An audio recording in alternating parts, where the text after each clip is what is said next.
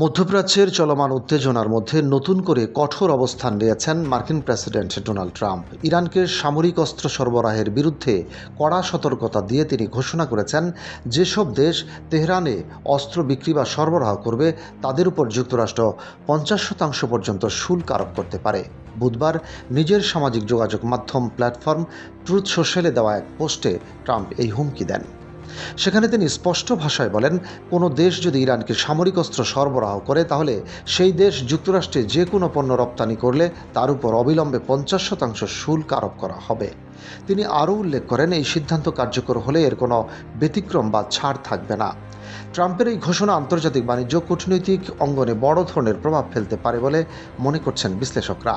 বিশেষ করে যেসব দেশ ইরানের সঙ্গে সামরিক সহযোগিতায় যুক্ত বা ভবিষ্যতে যুক্ত হতে পারে, তারাই পদক্ষেপের কারণে বড় ধরনের অর্থনৈতিক চাপের মুখে পড়তে পারে। এই হুমকি এমন এক সময় এসেছে যখন যুক্তরাষ্ট্র ইরানের মধ্যে দীর্ঘদিনের উত্তেজনার পর একটি সাময়িক যুদ্ধবিরতি কার্যকর হয়েছে। প্রায় 40 দিনের সংঘাতের পর উভয় দেশ 2 সপ্তাহের একটি যুদ্ধবিরতিতে সম্মত হয়েছে, যা পরিস্থিতি কিছুটা শান্ত হওয়ার আশা তৈরি করেছিল। তবে ট্রাম্পের এই নতুন সতর্কতা ইঙ্গিত দিচ্ছে যে ওয়াশিংটন এখনও তেহরানের বিরুদ্ধে কঠোর নীতি বজায় রাখতে চায় এবং ইরানের সামরিক সক্ষমতা বৃদ্ধি ঠেকাতে দৃঢ় প্রতিজ্ঞ।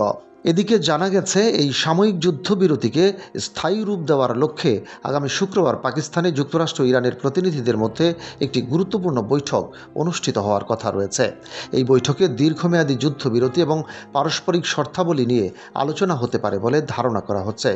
বিশেষজ্ঞদের মতে, একদিকে যুদ্ধবিরতির আলোচনা, অন্যদিকে এমন কড়া অর্থনৈতিক হুমকি, এই দ্বৈত কৌশল যুক্তরাষ্ট্রের পক্ষ থেকে একটি চাপ প্রয়োগের নীতি হিসেবেই দেখা যেতে পারে।